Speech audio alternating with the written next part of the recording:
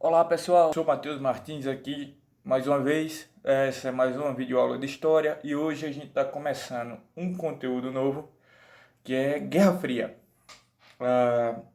Então, antes de mais nada, é interessante para mim dar alguns avisos bem básicos, mas que vão ser importantes para essa reta final do nosso conteúdo de história. Em primeiro lugar, para quem não sabe, a gente já está acabando o conteúdo de história. É até um fato evidente, a gente está chegando cada vez mais perto de nosso presente, e então a história em questão de conteúdos de estudo para ensino médio tende a acabar. O último conteúdo é redemocratização no Brasil. Então o que é que a gente tem para ver ainda? Guerra Fria. Dentro do panorama de Guerra Fria, que é um conteúdo extenso, tem socialismo real e descolonização de África e Ásia, mas a gente pode juntar esses três conteúdos em um só, falar deles como Guerra Fria, tá bom? E além deles, a gente tem que ver a história do Brasil recente, que aí se trata de República Populista, estou falando do Brasil entre 45 e 64, ditadura cívico-militar entre 64 e 85, e de 85 até o presente temos aí a Nova República ou a redemocratização no Brasil, que é realmente o contexto no qual encerraremos o conteúdo nesse ano. Então, estamos mais perto do que longe do fim, para ficar claro. Chegamos aí na última etapa, por assim dizer, e a partir de então vamos desenrolar isso com um pouco mais de parcimônia, para que vocês tenham dimensão dos detalhes, porque são os conteúdos que geralmente são mais cobrados no Enem, são mais cobrados no SSA, e isso demanda da gente então um desprendimento para dar atenção e cuidado redobrado nesse espaço ou nesse período de tempo que que são esses últimos conteúdos, tá? Já avisados disso, quero que vocês tenham a seguinte dimensão. A partir da segunda semana de julho, a gente está com um cronograma para trabalhar com aulas presenciais. E essas aulas presenciais demandam realmente presenciais ficou ruim, né? Não é presenciais, é ao vivo. Essas aulas ao vivo demandam que vocês estejam também ao vivo nas aulas, senão nada mais é do que uma aula comigo mesmo gravando em tempo real, só que nos horários das aulas de vocês, o que absolutamente não faz nenhum sentido. É preciso da participação de vocês, e eu tenho focado meu pensamento em trabalhar com essas aulas a partir da perspectiva de debates ou de resolução de questões. Não faz muito sentido para mim ter esse tipo de aula conteudista para uma aula ao vivo, sabe? Faz pouca diferença que a gente trabalhe com ela aqui nessa plataforma e tenha ela ao vivo. Pelo contrário, eu acho que fica pior, porque vocês vão interromper a aula várias vezes para perguntar coisas que eu vou dizer em seguida, ou então que são dúvidas menores que, se vocês repetissem o vídeo, vocês teriam acesso a ela e acesso ao conhecimento, à dúvida que vocês têm, né? Então, eu acho que não é proveitoso. Estou pensando dessa forma, eu quero feedback de vocês também, que vocês falem comigo, entrem em contato pela plataforma mesmo para dizer se topam essa ideia de fazer mais voltado para debates e resolução de questões. Essas aulas que serão ao vivo, em tempo real, no caso. E também se a gente pode continuar com essa pegada de conteúdo mais rápido, mais focado, para encerrar logo os conteúdos e, se der tudo certo, começar uma revisão dos conteúdos de história do primeiro e do segundo ano do ensino médio. Tá bom? Sobre Guerra Fria, como é que vamos trabalhar com o conteúdo de Guerra Fria especificamente? Bem, primeiro eu vou passar um slide explicando, porque para mim é muito importante que vocês tenham uma consciência temporal, os marcos das lideranças políticas das duas grandes potências que estarão rivalizando no período da Guerra Fria, que são os Estados Unidos e a União Soviética. O conceito de Guerra Fria, para mim, pelo menos, é um conceito autoexplicativo, é evidente. É uma guerra que não aconteceu em embates entre as duas grandes potências de forma frontal. Porque se tinha consciência, tanto do lado dos Estados Unidos quanto do lado da União Soviética, que uma guerra entre potências nucleares levaria à destruição do mundo. E é evidente que você ganhando uma guerra nuclear, você vai governar o quê? As cinzas. Então, não há grandes interesses aí num conflito armado direto entre essas duas grandes potências, embora ele passou muito perto de acontecer de fato. Tá? A galera se segurou, apertou os cintos e sustentou a peteca lá, mas estava para cair, o mundo tendia a seguir um caos e uma agonia de um conflito nuclear. Mas bem, ela é Guerra Fria então porque essas potências decidiram antagonizar de forma por intermediários, colocando ali outros países para lutar suas guerras a partir de financiamento ou até de empréstimo de forças armadas, de armas de fogo, ou tanques de guerra, enfim. Essas duas potências vão construir então dois grandes blocos de países que vão disputar a hegemonia mundial. Não de forma direta, obviamente, União Soviética e Estados Unidos, mas esses emissários. Aí a gente vê a Inglaterra, a França do lado capitalista, perdão, os estados que emergiam do colonialismo ali na África e na Ásia também se alinhando ao capitalismo, ou do outro lado, a União Soviética, a China, a Coreia do Norte e alguns países satélites ao seu entorno, no leste europeu, ou alguns poucos países da África que adotaram revoluções socialistas.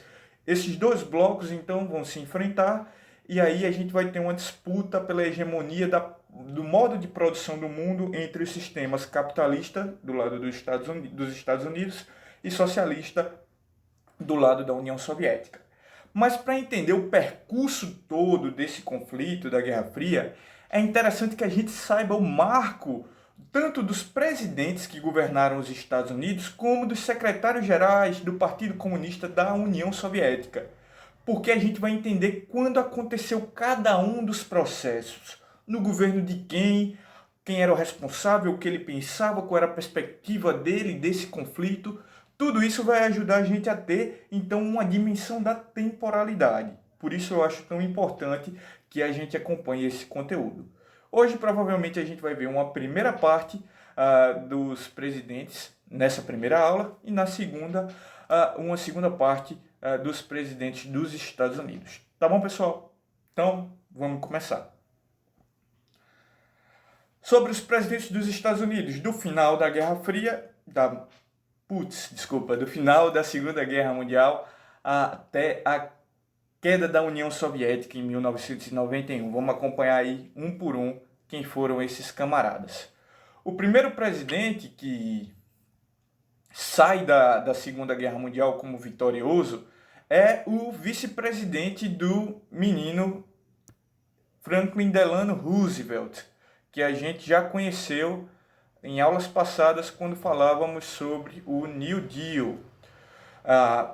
Esse rapaz se chamava Henry Truman, tá? Ele era um democrata e ele vai assumir a presidência dos Estados Unidos já no finalzinho da Segunda Guerra Mundial, ali em 1944, depois da morte do Roosevelt. O Roosevelt morre durante a Segunda Guerra, mas por nada devido a relações específicas com a guerra, não. Ele morre porque ele já é um cara mais idoso. Ele está no terceiro mandato como presidente dos Estados Unidos, tá? Foi o único presidente que assumiu 3 mandatos. Não havia nenhum impedimento legal nesse contexto. E o Roosevelt era muito popular pelo próprio New Deal, pela política de reerguimento dos Estados Unidos depois da crise de 29. Então ele é um cara longevo no governo norte-americano e acaba morrendo na presidência. Tá? Uma idade já avançada, ele tinha algumas complicações de saúde. E o seu vice, Truman, do Partido Democrata, vai assumir a presidência e acabar a Segunda Guerra Mundial. No contexto de fim da Segunda Guerra, saindo vitorioso do conflito junto à União Soviética e à Inglaterra, o Truman vai meio que colocar as bases de estruturação da Guerra Fria, tendo do outro lado, na União Soviética, o Stalin como governante, também colocando algumas perspectivas para o bloco socialista. Então aqui estamos falando do plano do bloco capitalista para enfrentar o próximo grande inimigo. Vejam, quando a gente fala do fim da Guerra Fria, existem alguns generais norte-americanos, como o MacArthur, MacArthur, que é um cachorro louco completo, que diziam que a guerra não deveria acabar. A Segunda Guerra Mundial deveria se estender até que pudessem jogar uma bomba atômica em Moscou, que eram os novos grandes inimigos dos Estados Unidos. Mas o Truman ele vai ser um cara mais cioso dos avanços tecnológicos soviéticos ou da possibilidade de resistência do povo russo. E ele acredita que uma guerra, um conflito mais extenso como esse seria muito dispendicioso, gastaria muitas vidas também, seria muito mortífero. Então, a perspectiva do Truman é contornar a situação do pós-Segunda Guerra a partir de um modelo econômico que buscasse engajar os países da Europa numa reconstrução a partir de um modelo capitalista. Pensando aí Itália, Alemanha Ocidental, Inglaterra, França, completamente destruídas pela guerra, vão precisar reconstruir toda a sua estrutura de produção, de infraestrutura básica, transportes. Isso está acabado na Europa e, para isso, o Truman planeja a chamada doutrina Truman, a ajuda financeira a países alinhados ao bloco capitalista na Europa do pós-Segunda Guerra Mundial, com a perspectiva que eles continuassem na esfera de hegemonia dos Estados Unidos e, portanto, continuassem com o modelo produtivo do capitalismo.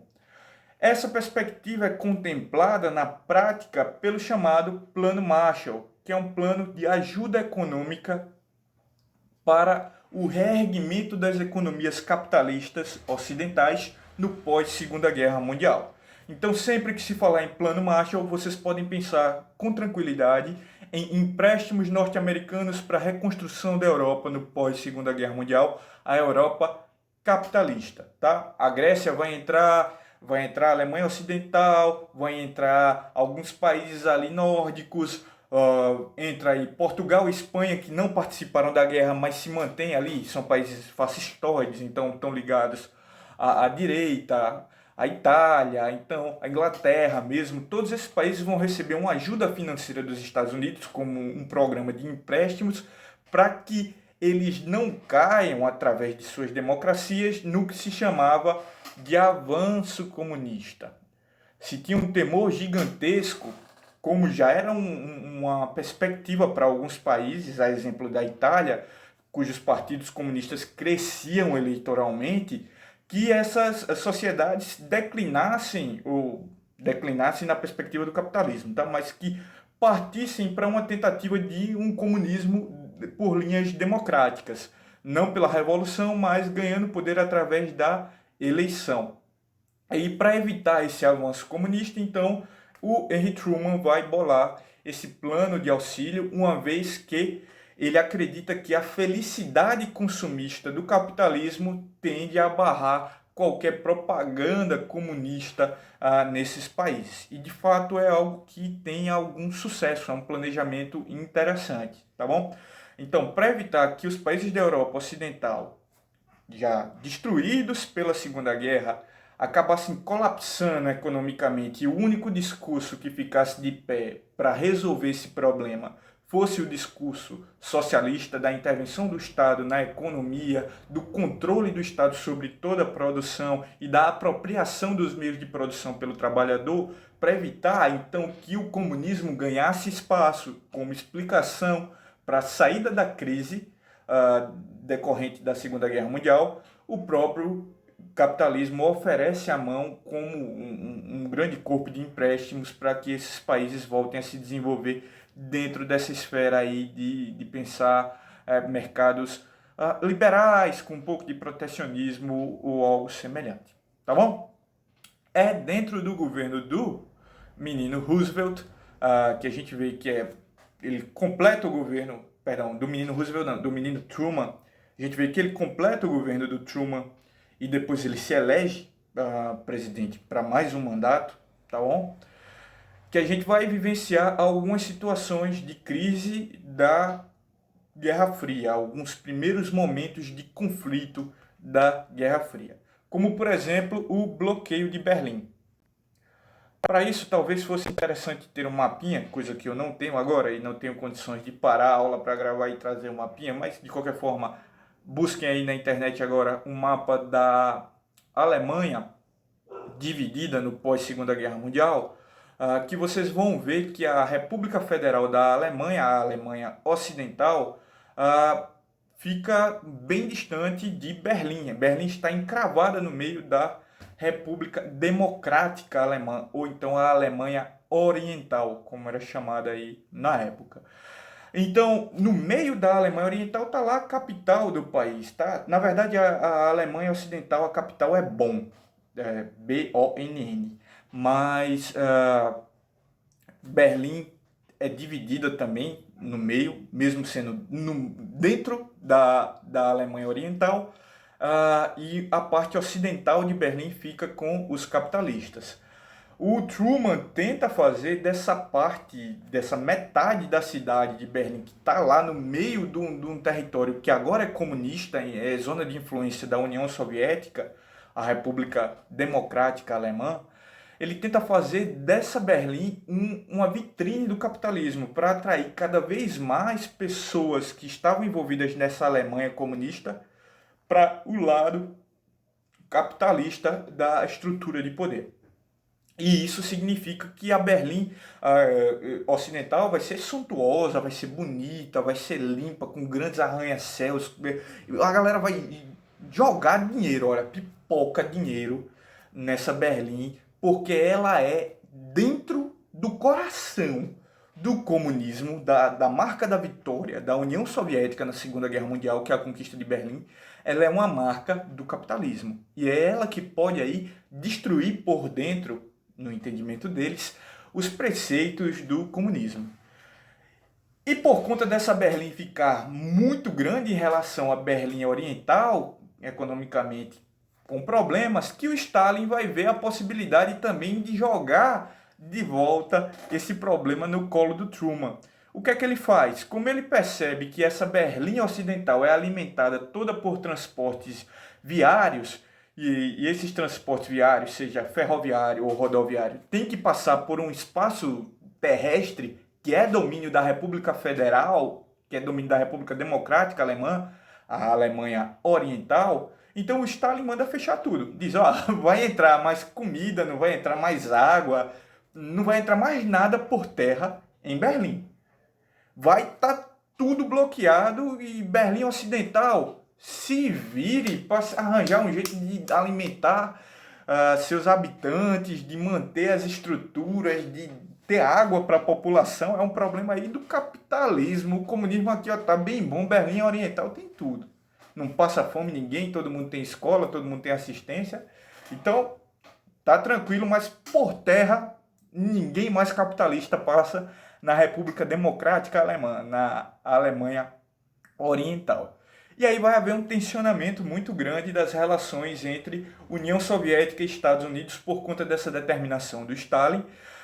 Os atritos vão levar aí os dois países a quase entrar num conflito, conflito que vai ser atenuado de certa forma, porque a Alemanha logo mais consegue sua própria bomba atômica e os Estados Unidos param de dar uma de cachorro que late demais para o lado dos soviéticos.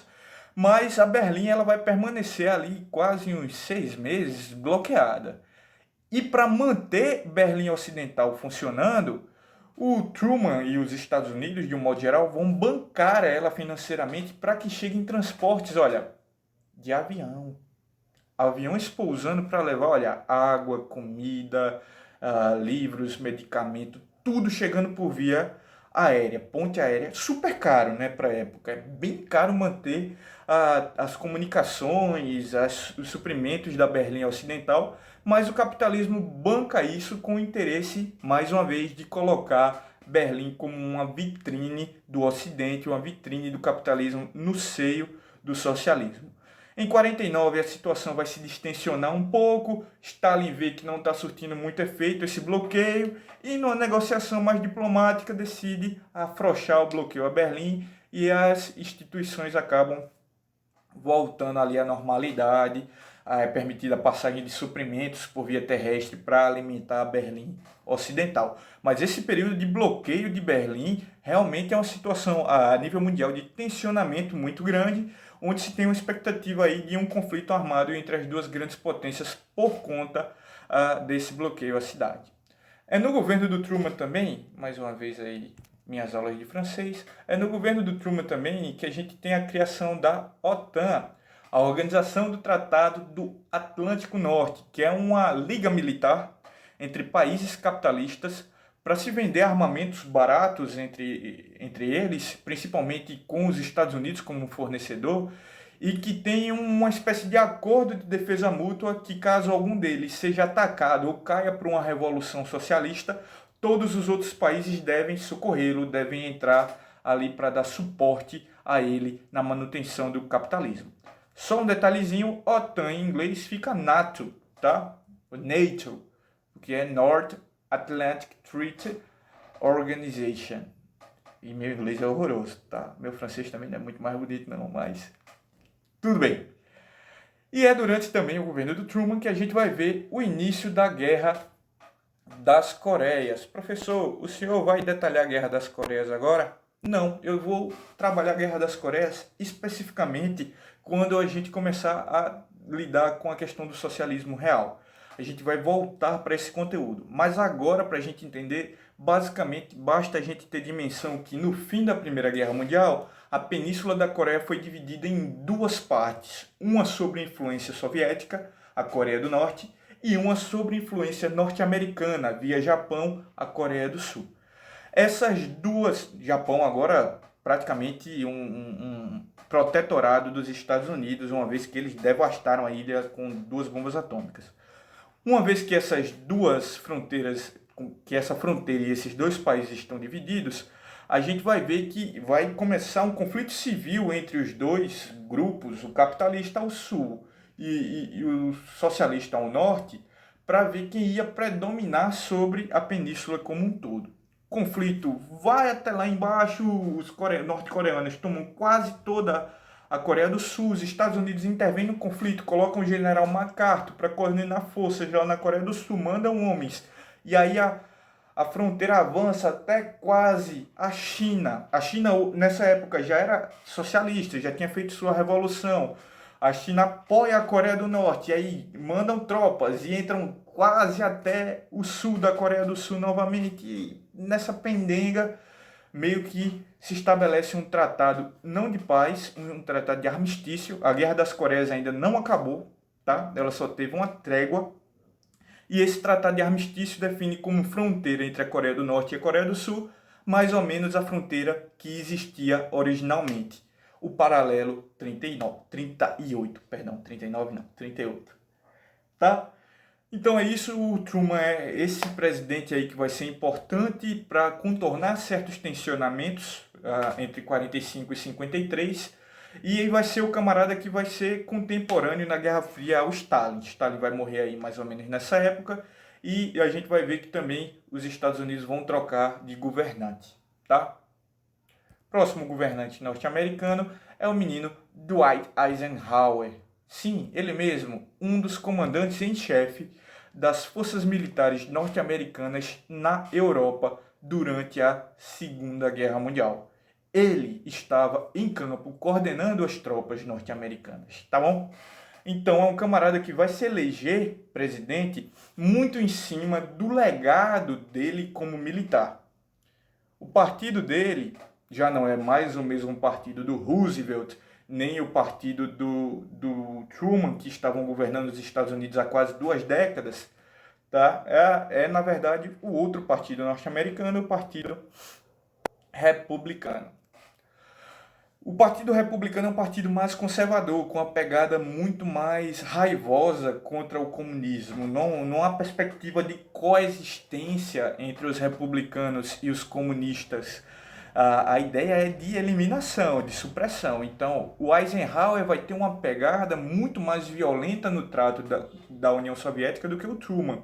Provavelmente, se fosse o Eisenhower governando os Estados Unidos na época do bloqueio de Berlim, a gente ia ter uma confusão enorme que ia levar de fato a um conflito. Vejam, ele cuida diretamente de impedir a expansão do comunismo no mundo árabe, financiando aí, olha só, guerrilhas, tá? Vê que coisa, esses norte-americanos safadinhos, financiando o quê?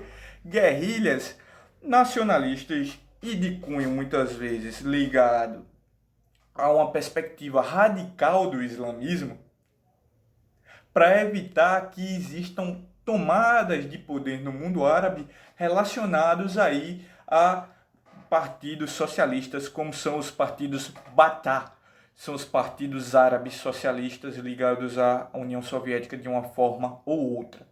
A Síria agora ainda tem um partido Baath no poder. O Iraque, de certa forma, teve um partido Baath com os primeiros anos do Saddam Hussein no poder. Então, os partidos Baath são partidos que têm uma linha, como é que eu posso dizer, laica do Estado no mundo árabe. Irã não é mundo árabe, especificamente Irã é Pérsia, mas a gente coloca no balaio, tá? Oriente Médio de um modo geral. Mas, assim, a laicidade no mundo árabe é algo muito difícil, tá? E os partidos Baath tinham essa perspectiva de laicidade, de não envolver a religião na política, e tinham uma linha mais nacionalista socialista. Enquanto os Estados Unidos vão apoiar aí realmente fundamentalistas islâmicos para evitar que esses partidos caiam na esfera de influência da União Soviética. E esse é o caso dos golpes no Irã em 1953 e também da diminuição da tensão entre Israel e Egito ali pelo ano de 1956, na época da Guerra de Suez. Tá? O Egito de Nasser, que é um camarada também ligado a essa ideia de partidos Baath. Tá bom? E no Líbano, por fim, é dado um golpe em 59 para evitar que o partido Baath libanês assuma o poder. Eu disse 59, mas vocês estão vendo aqui que é 58, eu peço desculpas pelo erro. Beleza? É no governo do Eisenhower que vai rolar a Revolução Cubana. E talvez pelo maltrato do Eisenhower, pela incapacidade de diálogo de um republicano com uma revolução que a priori é nacionalista, que Cuba vai acabar se tornando um país socialista. A Revolução Cubana é uma revolução anti-imperialista a priori. Fidel Castro, Ernesto Guevara de la Serna, Camilo Cienfuegos, vão ser camaradas que estão interessados em barrar simplesmente a intervenção norte-americana desenfreada na ilha. Eles querem uma Cuba para os cubanos e não como um cassino ou um território de veraneio norte-americano. Mas a repressão que o Eisenhower faz a esse movimento da Revolução Cubana é tão forte, é tão intensa, que a gente vai acabar vendo que Cuba vai buscar apoio da União Soviética para se manter por conta do bloqueio e do embargo que é feito à ilha de Cuba pelo Eisenhower. Eisenhower simplesmente quer quebrar Cuba de um jeito que ela não possa receber suprimentos ou comércio de nenhum outro país do mundo. O único país que tem coragem de furar esse bloqueio é a União Soviética, que vai apoiar Cuba mandando ali petróleo, armas, em troca aí de uma adesão dos cubanos ao socialismo. É Eisenhower, de certa forma, que vai começar o envolvimento dos Estados Unidos na Guerra do Vietnã, outro conflito que a gente vai ver mais tarde, como Revolução Cubana também, por conta de um pensamento geopolítico da diplomacia norte-americana, que é a teoria do efeito dominó. Se sabia que havia um envolvimento dos guerrilheiros vietcongs que tentavam libertar o Vietnã do domínio da influência colonial francesa, com teorias marxistas socialistas, principalmente de cunho maoísta, ou seja, de Mao Tse Tung. A galera tinha influência no Vietnã da China, né, mais do que da União Soviética. E ali tendia a se estabelecer um novo país socialista. Percebendo isso, Eisenhower tem medo que a adesão do Vietnã ao socialismo leve à adesão do Camboja, que fica ali do lado, ao socialismo, do Laos ao socialismo, de Myanmar ao socialismo, e para evitar esse efeito em cascata de cair em todos os países do Extremo Oriente nas mãos dos socialistas, até o Japão, quem sabe, ele tenta barrar, evitando que a primeira pedra do dominó caia. E essa primeira pedra ele considera que é o Vietnã. E aí a gente vai ter a intervenção dos Estados Unidos nesse conflito, que na verdade era uma guerra anti-imperialista, era uma guerra de libertação nacional do Vietnã contra os colonizadores franceses, e vai acabar se tornando um dos conflitos mais emblemáticos da Guerra Fria. A gente trata dele mais em outro momento. Também no governo do Eisenhower a gente tem o quê? Aqui, olha, expansão do armamento nuclear. Eisenhower é um cachorro louco republicano, né? Aquele Mad Dog dos generais norte-americanos que tem ali grande interesse na guerra e vê a guerra como um valor ético e moral, e por conta disso ele trata de precaver os Estados Unidos para a possibilidade de um conflito nuclear com a União Soviética, expandindo o arsenal nuclear norte-americano. E também é no governo do Eisenhower que a gente aí vê começar a luta, começar não, né, mas ter um ímpeto maior, a luta pelos direitos civis, principalmente relacionados à população negra. A gente pode falar que existe, desde do fim da escravidão, com a Guerra de Secessão nos Estados Unidos, um grande problema de segregação racial nos Estados Unidos, coisa que na ideologia e na mentalidade do povo norte-americano permanece até hoje em dia, tá? Então, é algo muito forte a questão do racismo nos Estados Unidos. A gente está vendo aí mais um caso hoje em dia e uma sequência de revoltas ligadas a populações que estão lutando historicamente contra a segregação racial, contra a violência policial, contra pessoas de origem negra e de origem latina. E isso tudo advém ali desde o fim da escravidão. A gente está falando aí de 1860 e poucos nos Estados Unidos. É uma luta histórica, mais de secular, tá bom? E no governo do Eisenhower, essa luta começa a se organizar pela primeira vez em agrupamentos sociais de população negra que vão reivindicar seu direito a partir de grandes lideranças, como o pastor Martin Luther King, a gente vai falar um pouquinho dele mais à frente, e o Malcolm X. São duas grandes expressões aí do movimento negro norte-americano. E é no contexto de governo do Dwight Eisenhower que a gente vai ter o caso Rosa Parks e o Little Rock, que vão estar relacionados aí ao racismo norte-americano. O caso da Rosa Parks tem a ver com a segregação racial nos ônibus, tá? E o do Little Rock tem a ver com a segregação racial nas escolas norte-americanas, porque realmente havia um espaçamento entre o que é para negro e o que é para branco nos Estados Unidos, até bebedor. O bebedor do negro era um bebedor público que estava colocado com o dos animais, eram animais negros, e o bebedor do branco era separado. O lugar para sentar no ônibus, só quem podia sentar era o branco, o negro ia em pé no fundo ou qualquer coisa do tipo. Escolas também, um negro ir para a universidade era um absurdo, isso em 1960, tá? Então, olha, tem uma grande força esse cunho racista norte-americano, tá bom? E os enfrentamentos vão se dar principalmente a partir dos anos 60, na luta pela Lei dos Direitos Civis, que vai ser assinada somente mais tarde no governo do Lyndon Johnson, presidente que a gente fala na próxima videoaula. Por hoje é só, pessoal. Até mais.